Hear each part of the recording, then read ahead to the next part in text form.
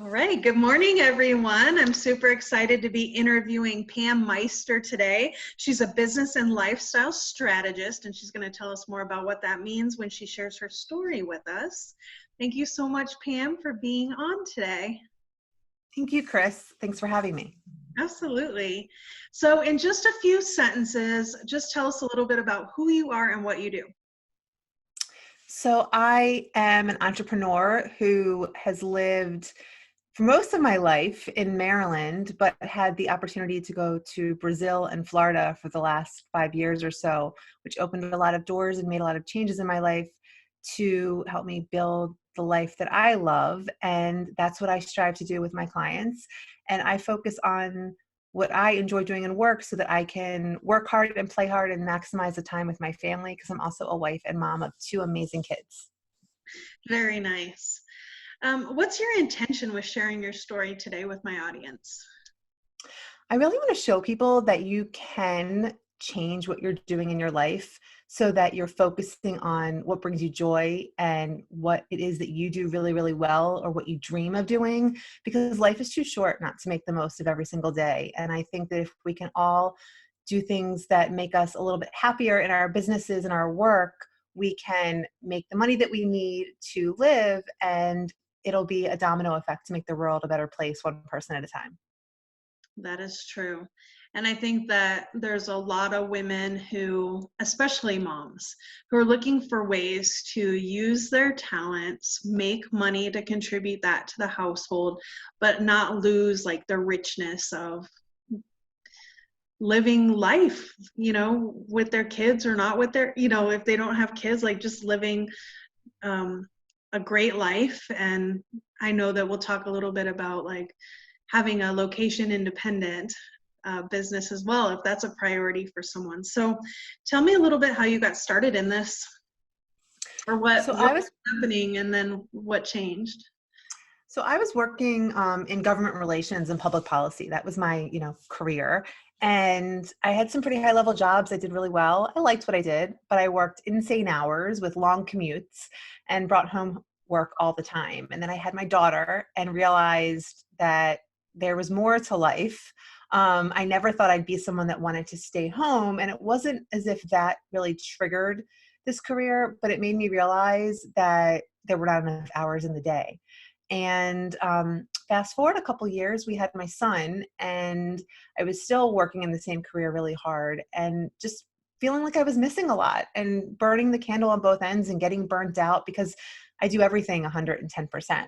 So my husband came home one day with an opportunity to move abroad for his career. And I was terrified and resisting it and stressed about it.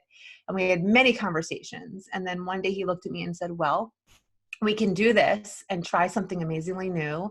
And you get to spend every day with our son and figure out what's next for you. Or you can keep doing what you're doing and you can, you know, be mediocrely happy, I guess is kind of the best way to put it.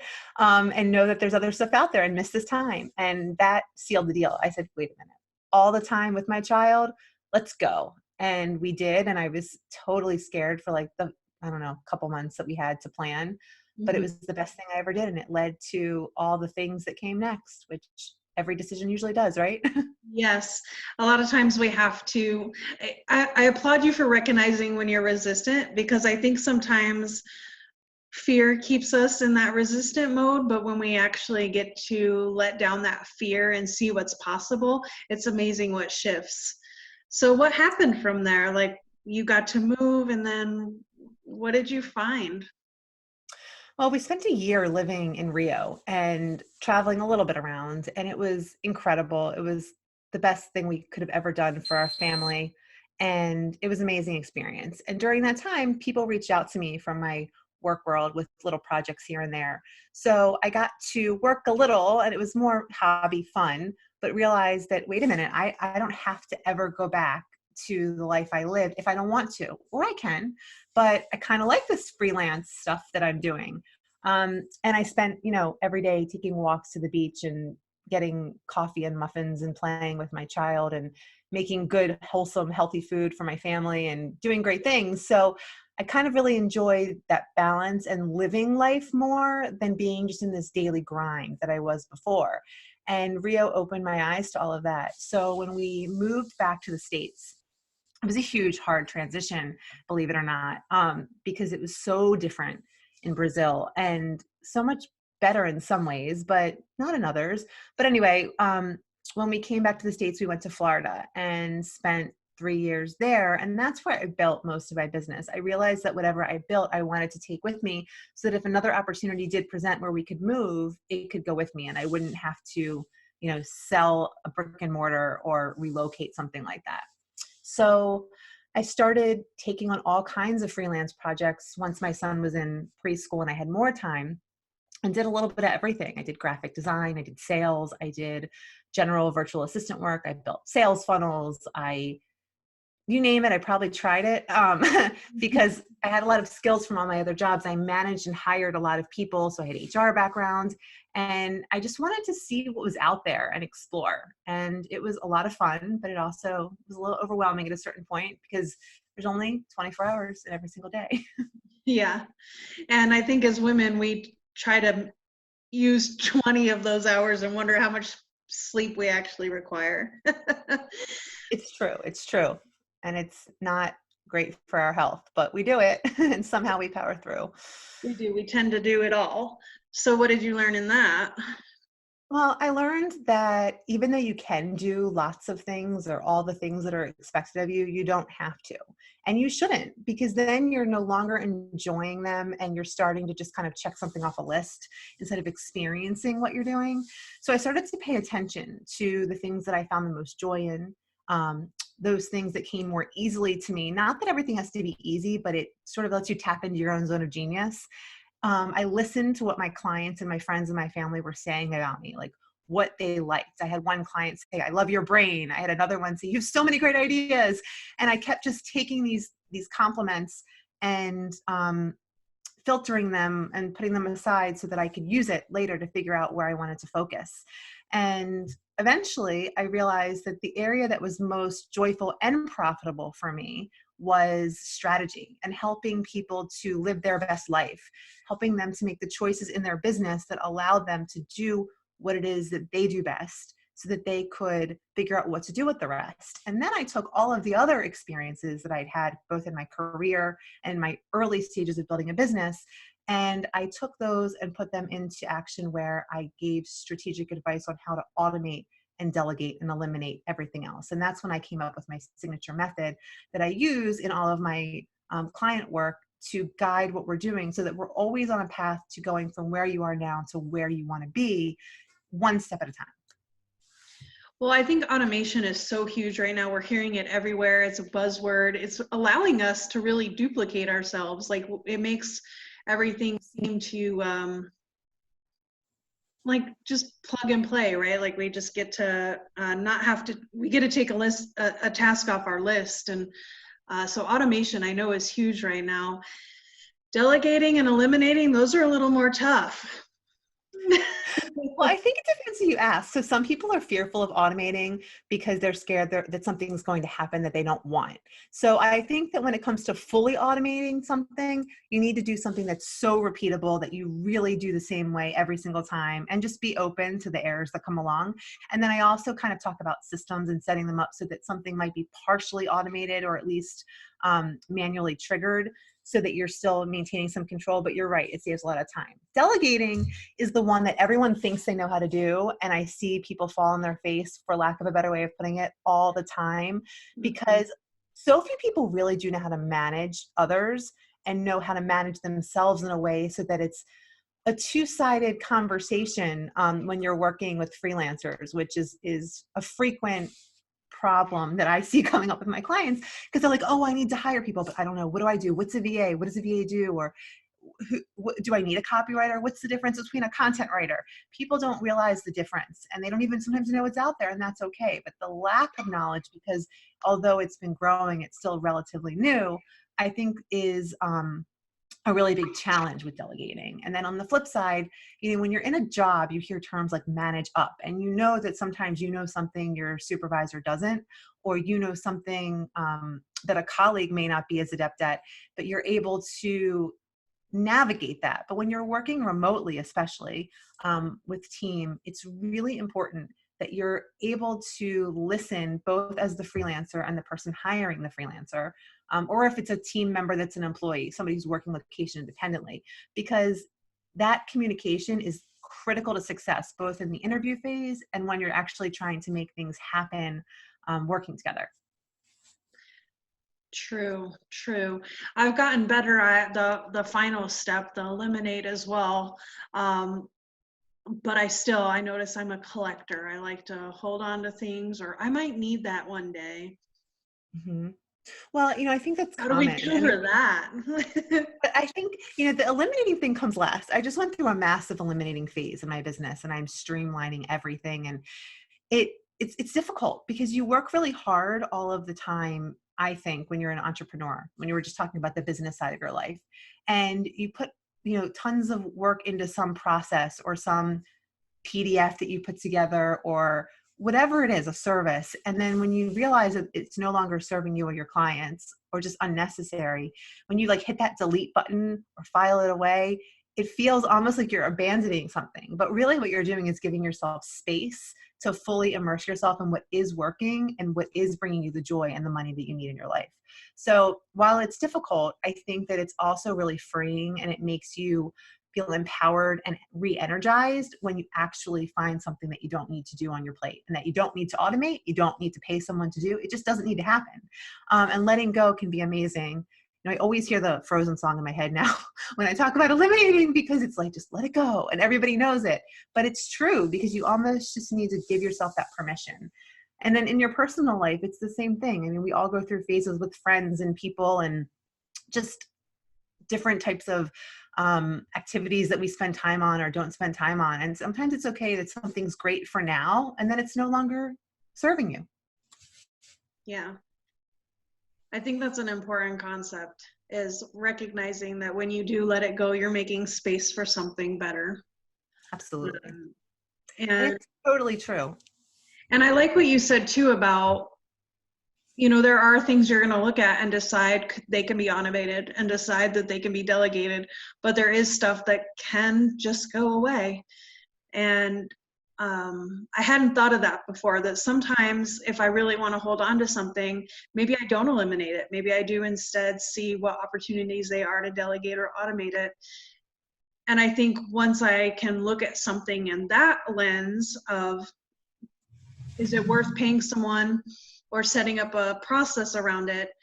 If the answer is no to that, then it is something that can just be eliminated if it's not bringing value to my life or to the life of others. And I can absolutely see that working in business or personal, and how freeing that can be. You're spot on. And I think first I see it's the realization that you're just having, that people don't always realize that you can do any and all of those things.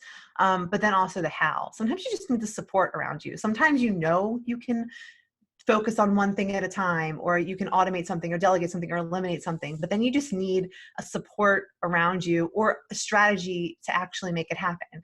It's one thing to recognize you need to do something, but to pull that trigger, maybe you need to release a fear.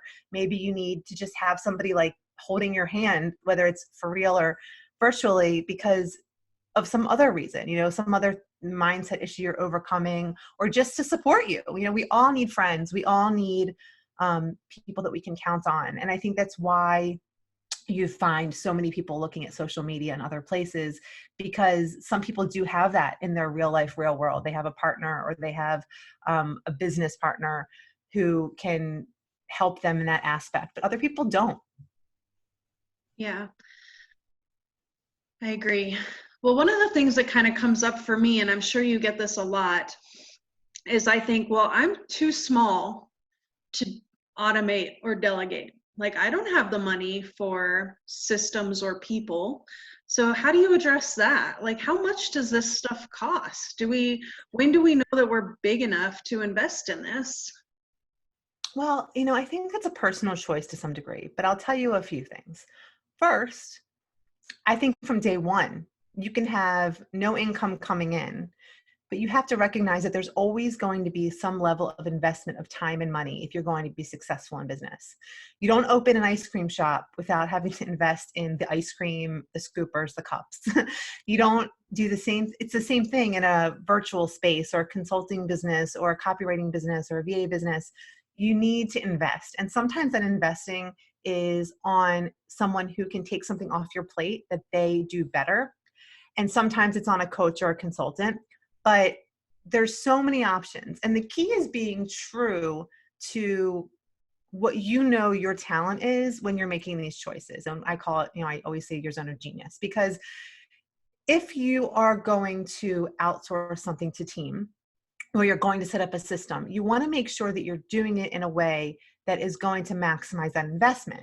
So I always talk about this. Like, some people love cleaning their bathrooms, like scrubbing toilets. It's their jam. I can't stand it because I'm just not into cleaning. I like to cook, everybody has their thing. So if you hire somebody who can come in your house and make it shine, you may not understand why they like doing that, but they leave feeling like, wow, I left that person's house like spick and span. It's sparkling. They could lick the floor, and it makes them feel like the world's a cleaner, brighter, better place. And they know they took that off your shoulders. It's the same thing in business.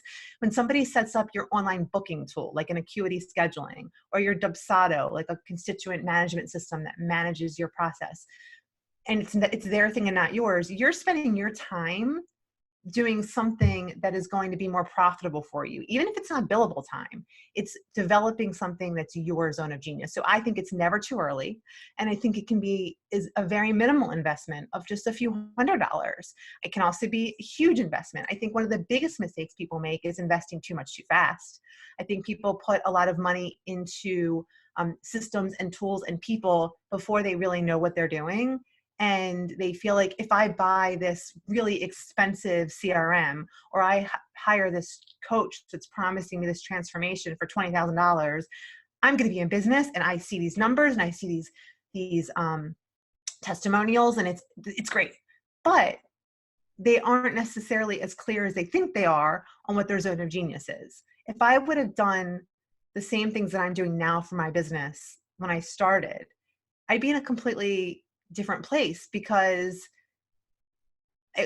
all of those decisions kind of spiral and take you in different directions, and there are lessons learned.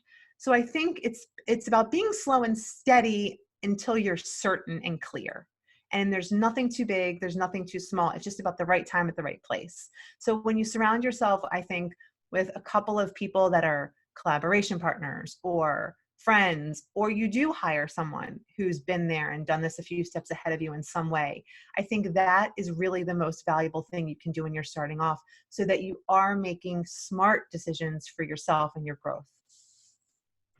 That's so good. I love that, because I've heard it time and time again, that you shoot first and aim second. And a lot of people go in and do that. And I think there's something really valuable to quick decision making, but I also think that it's a lot easier to make good, quick decisions when you've filtered all the noise of what goes into that process. So I totally agree with you. It's like, once you know really like your guiding principles or your compass, or in this case, your zone of genius, it makes decision making a lot easier, because you're not waffling between this and this and this and this. You're really clear. So I love that. Right.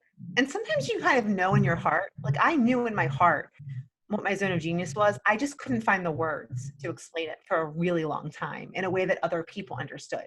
But slowly, my clients and my friends and the people that I was working with, they helped me find the right words that now people identify and understand.